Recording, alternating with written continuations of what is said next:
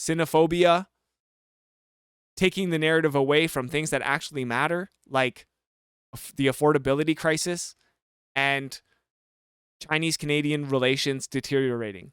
Those are my three concerns. I have no love for the Conservative or Liberal Party.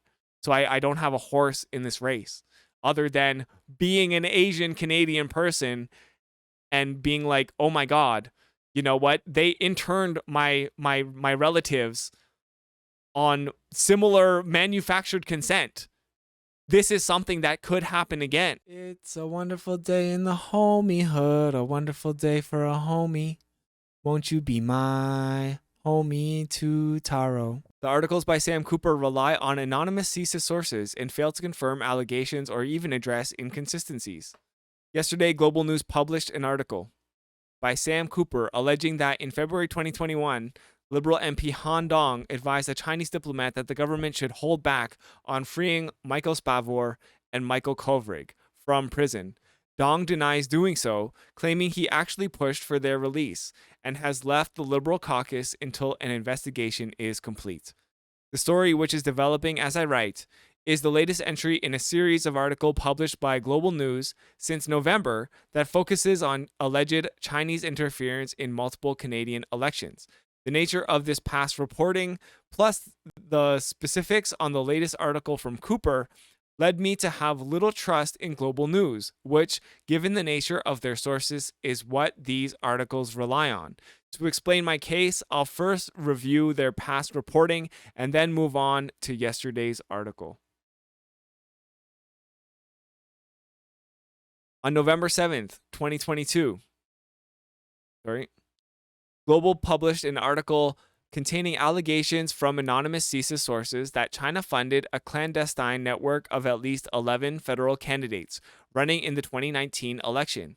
According to Global sources, China used a proxy group to pass on about $250,000 in total to intermediaries as well as the candidates and their staffers. The story added that Prime Minister Justin Trudeau was briefed about this matter in January 2022. On December 21st, 2022, the Globe and Mail published a story based on claims made by two unnamed CSIS sources. These sources contradicted some important details in Global's story, claiming that CSIS Director David Vigneault briefed Trudeau in the fall, not January, and told him there was no evidence any covert funding was given to China to these candidates, nor that any of the candidates were compromised by China. Vigneault also told a parliamentary committee, "We have not seen money going to 11 candidates, period." Okay, so just to reiterate here, the discrepancies between these two supposed leaks, one to Global, one to Globe and Mail, are that Global is saying that $250,000 made it to intermediaries and eventually candidates and their staffers. The Globe and Mail, from CSIS Director David Vigneault, is saying that there is no evidence of covert funding. The initial story from Global didn't name any of the 11 federal candidates alleged to have benefited from Chinese interference. On February 25th, Global published an article naming Dong as one of them, further adding allegations from multiple sources that Dong is a witting affiliate in China's election interference networks. They keep saying this witting affiliate, which is just like a weird phrase. The sources also claim that CSIS warned Trudeau about Dong 3 weeks prior to the 2019 election and urged him to drop Dong as a candidate 48 hours or so before the nomination deadline. I mean, this is like kind of crazy. I don't know. Like, what were they going to do 48 hours before the nomination deadline? Pick a new candidate? Dong, who was first elected as MP for Don Valley North in 2019 and re-elected in 2021, denied the allegations. Global explicitly states that they haven't confirmed the allegations. Yeah, so it's like, hey, wouldn't it seem like interference if someone was coming forward with unverified allegations and as a result, one of the political party that is the incumbent and favorited to win, or sorry, this is in 2019, so maybe not favorited to win, or not the incumbent. But anyways, the candidate who eventually did go on to win, so obviously they're the most likely to win. Wouldn't it be weird if that they pulled out of the race based on hearsay? The story CSIS sources offered to Global was that the Chinese consulate wasn't pleased with the performance of liberal Don Valley North MP Gang Tan, who was elected in 2015. The article doesn't offer any proof that this was the case or explain why it may have been. The closest it gets is alleging that Tan had to think about an invitation to visit Taiwan before being convinced by Dong and others to reject it. Instead, it simply states that China preferred Dong and that Dong was considered a close friend of the Toronto consulate. Okay, so it sounds like from that Global article, there is a lot of implication. The previous MP, Gang Tan, who was also a liberal, considered a visit to Taiwan. And obviously China never likes that. However, it's like, does it matter? Like, these are, I don't know. It's weird to me that somebody should have an opinion about Taiwan. I guess it is the federal level. It could be important.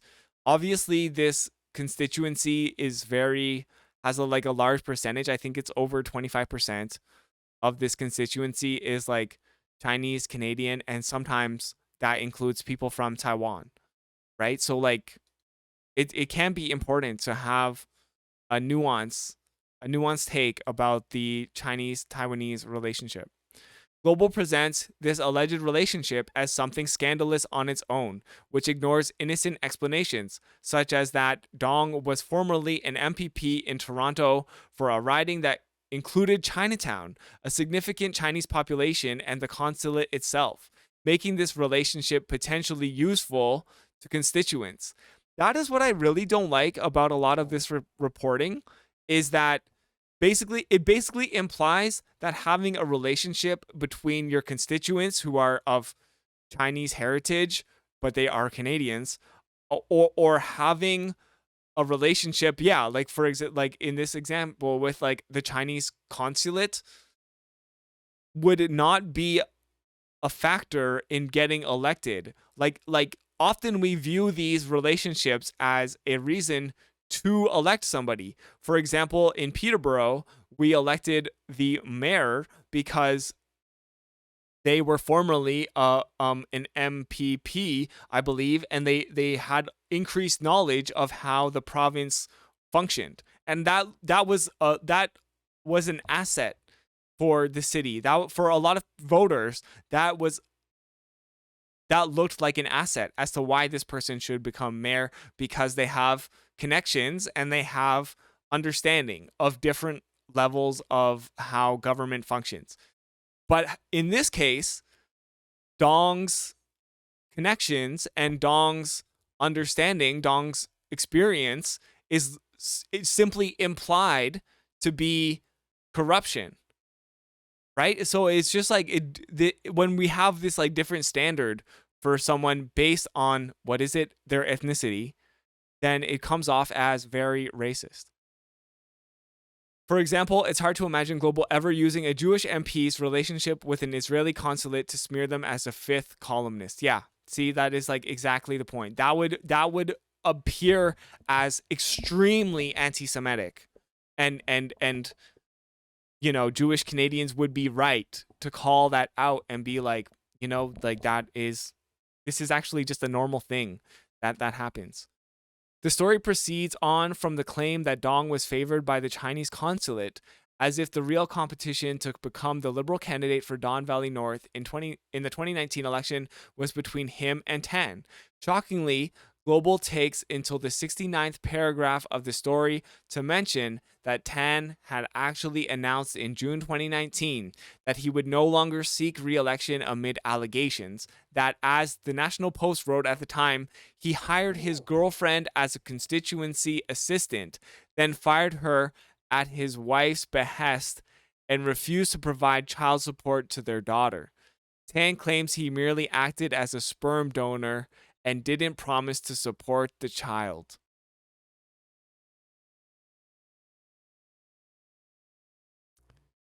The 69th paragraph, you say? Nice. When Global does mention this important fact, it refers to it simply as an extramarital affair and notes it was published on WeChat, a Chinese state-controlled messaging app, and then covered in a second Chinese media article. This both downplays the severity of the accusations and suggests they are somehow linked to China. In fact, the article even claims that Michael Chen, another former Liberal MPP,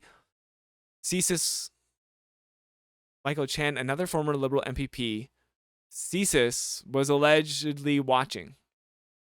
Okay, may have influenced these reports without describing how. It also fails to mention that the National Post report was in part based on letters sent from the woman's lawyer to Tan in 2017 and 2018, and that the letters alleged Tan's wife had admitted to being responsible for getting the woman fired from her job. So this is wild. This is like crazy. If this is true, which I actually I think I trust this reporter based on their resume. Yeah, that sounds perfectly normal for somebody to be in this type of scandal. Huge conflict of interest. For them to not be chosen as the liberal candidate. It's also only in the latest section of the article that Global mentions Tan had actually been renominated by the Liberals in December 2018, had appeared at party events all the way through to April 2019, and was set to run in the next election until the news broke. A Global article does acknowledge here that this scandal made Tan a potential liability for Trudeau in an overwhelmingly Liberal riding, where a nomination is equivalent to an election win. True. Like, yeah. So this all seems to make perfect sense without including any foreign interference. Like this seems perfectly normal politics happening here. Global failed to mention that one of the other prominent potential candidates for the nomination, ex-Ontario Health Minister David Kaplan, died in the midst of it. It doesn't name any other candidates that came forward for the nomination that might have been selected over Dong. Instead, it merely alleges that Dong was chosen because he was considered close to the Chinese consulate and was supported by Chan. Most readers would not make it to the end of the story of the length Global published, about 2,400 words. This isn't an assumption, as analytics programs gives news outlets very clear and often depressing stats on how long readers spend on each page. As such, burying the crucial information about Tan's choice not to run again so deep in the article in effect ensures that the vast majority of readers won't have the full picture. As a result, many more have come away from the article assuming that Dong was guilty of the accusations made by CSIS agents. This brings us to yesterday. So again, in the article that we're about to get into, talking about, they definitely buried a lot in that as well. You can just tell by the way that they buried it in the headline itself. So it's just like super irresponsible reporting from Global. Yesterday's article by Cooper starts off with two significant claims from its CSIS sources in the first 4 paragraphs. I will quote both in full here. 1. Dong allegedly suggested to Han Tao, China's consul general in Toronto, that if Beijing released the 2 Michaels, whom China accused of espionage, the opposition conservatives would benefit. And that has yet to remain, that remains to be unclear as to how it would benefit the opposition conservatives. 2. Dong also allegedly recommended that Beijing show some progress in the Kovrig and Spavor cases, the two sources said. Such a move would help the ruling Liberal Party, which was facing an uproar over China's inhumane treatment of Kovrig and Spavor. Okay, so that is weird. Like, I this is another thing I didn't understand. So, like at the same time saying, hey, if they get released, this will benefit the conservatives, but also make sure you're showing progress. If them getting released, the ultimate end goal would benefit the conservatives, wouldn't showing progress towards that end goal also benefit the conservatives? But no, this is something that this would magically benefit only the Liberal Party. So none of this makes sense. There are a couple things to note. First, these claims are seemingly contradictory. Yes, if Dong thought the Michaels being imprisoned was hurting the Liberal Party, why would he think releasing them would help the conservatives? Exactly. The claim that releasing the Michaels would help the Liberals is a straightforward one. The government was being constantly attacked for supposedly not being tough on China in its response to the imprisonment of the Michaels. Getting the Michaels out would largely blunt these attacks, as well as give Trudeau the chance to take credit for their release. Yeah, this wouldn't necessarily harm the conservatives, but it would be a boost for the Liberals. Yeah, literally anyone should be able to recognize that. The claim that releasing the Michaels would help the conservatives, however, is one I have yet to hear anyone explain. Cooper doesn't attempt to do so in his article, even though it's a contradiction put on display from the beginning, and which any curious reader or reporter should ask about. However, as I know because I received pushback from my original video about this that I published yesterday, people think that I'm the crazy one. People like this author, David Mastracci, they think that the people who are skeptical of this information that is unverified, they think that we are kind of the crazy ones. However, I think it's kind of crazy to buy into information and journalism that is unverified. I also think it's really interesting how people criticize someone like me for taking this stance, because for them it's all party politics.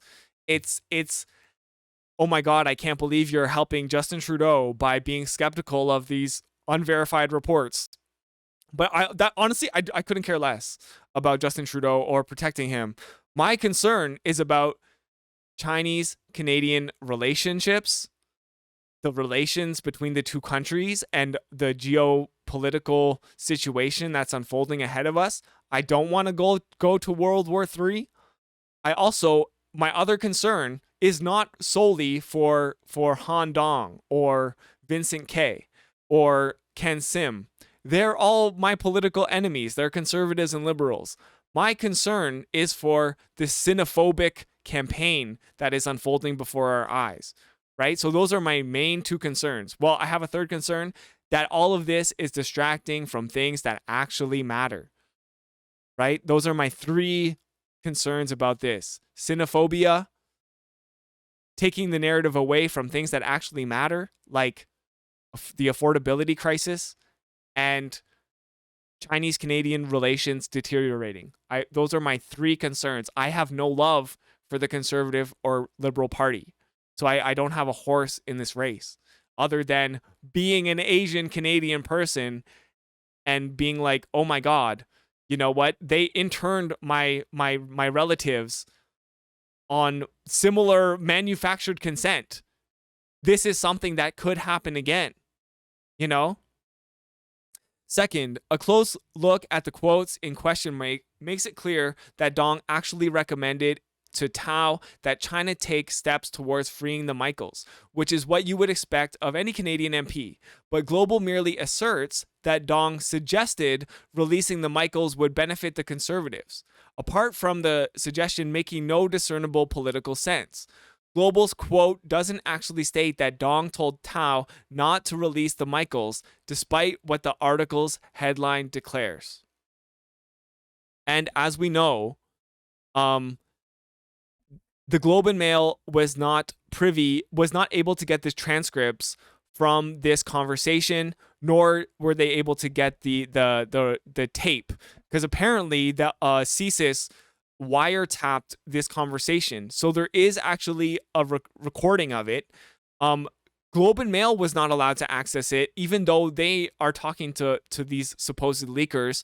And we don't know if Global was able to access the actual transcript either. So that means that they are simply taking the word of the leakers. They're taking the word at face value. They might not actually even have the evidence in front of them. There are many other issues. Cooper writes that the conversation between Dong and Consul General Han illustrates how political interference is not just affecting institutions, but also has an impact on people. In this case, the two lives at stake, one of the two national security sources said, and yet the article doesn't even claim, much less offer proof, that Dong's alleged suggestion impacted China's decision at all. Yes, that is the other thing that I was talking about yesterday. It's like, how does Dong have influence over China? Like, Dong barely has influence within the Liberal Party, let alone all of Canada. But somehow Dong is like this master of espionage and is able to pull strings in China. It's wild. It's a wild assumption if you were to believe that any of this was true at all. The Michaels were eventually released a few days after the Liberals won the 2021 election, a time that would be of little electoral benefit to them.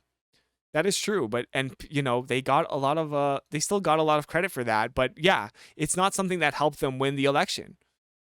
Cooper adds, looking at the timing of Dong's alleged communication with the Toronto consulate and the announcement of Chinese court proceedings in mid-March, CSIS investigators considered whether Dong's alleged recommendation to Consul General Han had indeed influenced Beijing to show some progression in the case, the national security official said. Global doesn't say CSIS concluded Dong had any influence, nor would it make sense that a move that only furthered anger against the Liberals would have been done at their behest. Moreover, Global seems to have no interest in asking why these accusations are coming out now, as opposed to at the time, or even at any point prior to the 2021 election.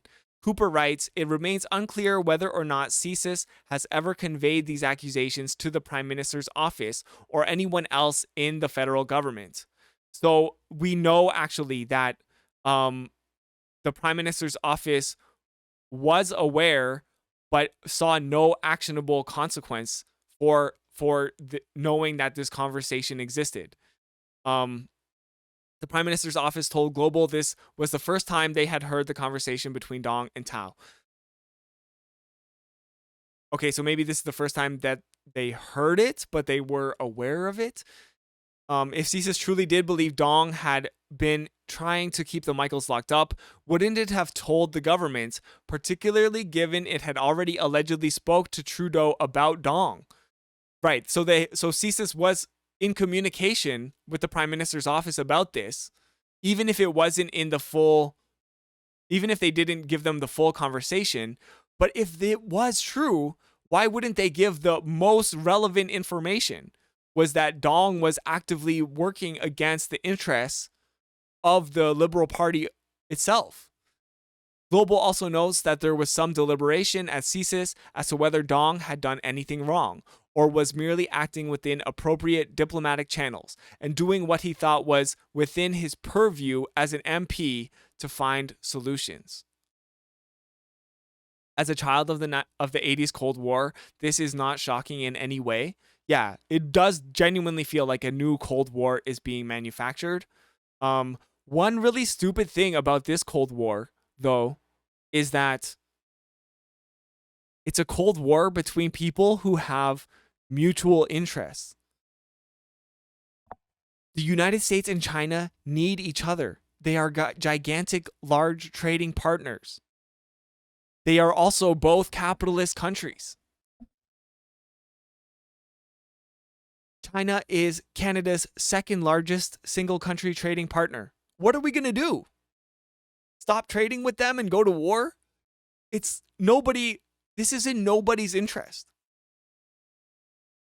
So it's honestly like the stupidest Cold War ever, because it's like two capitalist countries who are large trading partners pretending as if the other one is some sort of threat.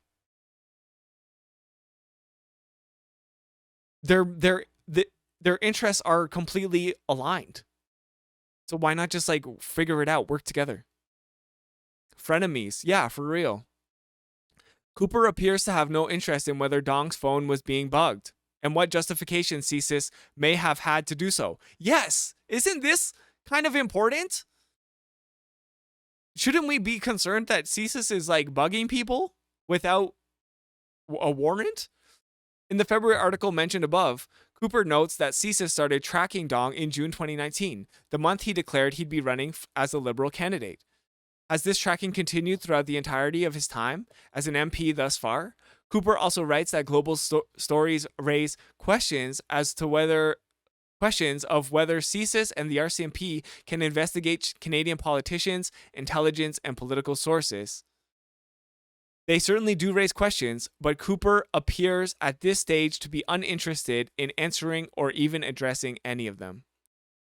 Cooper's reporting also relies almost completely on a couple of anonymous CSIS sources. There seems to be close to zero consideration offered as to why these sources may be leaking these claims and why now. I think that is an interesting story in itself, right? It's like, why is this happening? And how come nobody is reporting on why? Why is CSIS doing this? Why are the leakers doing what they're doing? There seems to be very little to gain for anything or anyone. Readers are just expected to trust them. Bro, just trust us. And to trust the vetting Cooper and Global has presumably done of them. I don't. Cooper's lack of any apparent effort to address natural questions his reporting would bring up doesn't help this concern either. As a whole, Cooper's reporting is unconvincing. It relies almost entirely on anonymous CSIS sources. It fails to confirm many of the allegations these sources make. Yeah, it doesn't attempt to address any of the inconsistencies in their sources. It has no interest in interrogating why they may be making the claims, and its past treatment of Dong was misleading. Of course, this doesn't mean it will all end up being false. It may be true. Cooper and Global just simply haven't done enough to prove that's the case, nor have they done enough to win my trust. I hope they will be met with skepticism unless and until more information is revealed. And that is the truth of the matter as well, is that people who are skeptical of this are not saying anything one way or the other, but they're not saying this is true, and they're not saying this is false because there has not been enough evidence. And that is the bottom line. I'm open to this being true. If the evidence gets released and this all turns out to be true, I will say, yes, this is true. However, the problem is the great majority of people who have digested this story so far are saying, absolutely, this is true. And they haven't been presented with any evidence yet. And that's why I keep saying the word manufactured consent, because it genuinely feels like that's what's happening. It's manufactured consent and it's manufactured xenophobia. Because the only people that this is affecting is Chinese Canadians so far. It's very irresponsible and really, really disappointing to see how this has been allowed to happen. And so many people have fallen down the rabbit hole. It's so funny to me because when all of that pandemic stuff was happening, there were so many people who started kind of like asking questions and waking up to, hey, you know what? Maybe we should start questioning the content that we get fed. And in this case, where they're getting fed this content, they're by mainstream media, no less, who we're supposed to be even more skeptical of. They're just eating it up with a spoon because it suits their narrative. It suits their narrative that China is bad. Why? Because they're a communist country. They're not a communist country. They're a capitalist country. They are through and through a capitalist country. And it suits their narrative that China is this thing to be feared and Chinese people are somehow complicit in this conspiracy. And so they just eat it up with a spoon. They don't ask all of those questions. They're not the critical thinkers that they claim to be, and they are not even skeptical of mainstream media. So long as it suits whatever they want to believe, they will eat it up with a spoon. And then for me, who I'm like, hey, maybe we should be skeptical of mainstream media in this case because they haven't presented any facts. Then suddenly they're like, wow, you are a pawn of the liberal government. I'm like, I'm really not. I don't like the liberals. You know, and I'm also a socialist, which doesn't mean I'm on Team China either, because China is not a socialist country. They are a capitalist country. Tell me what it is that makes China socialist. That is that their governing party is the Communist Party of China. Well, newsflash, our liberal party, they are not actually liberals. You know, like the way that these political parties brand themselves is separate from the way that they actually function. And it's important to understand what these definitions are so that you can tell the difference.